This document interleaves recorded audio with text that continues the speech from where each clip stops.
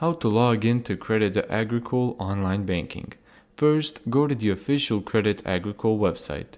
Open your web browser, visit your country's official Credit Agricole website, click the Login, Online Banking, or CA24 eBank button, depending on your region. Step 2. Enter your user ID.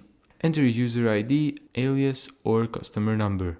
Click Next or Continue. Step 3. Verify the security image. Before entering your password, make sure the security image displayed matches the one you previously selected. If it doesn't match, stop the login process and contact Credit Agricole support immediately. Step 4. Enter your password. Type your password, click Login or Sign In, and if enabled, you may also need to complete two-factor authentication using a mobile app, SMS code, or security token. Depending on your account settings, you may need to approve the login in the mobile banking app, enter an SMS verification code, or use a hardware security token.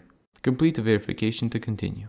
Thank you so much for watching this video. If you found this tutorial helpful, make sure to give it a thumbs up and subscribe. And as always, see you in the next video.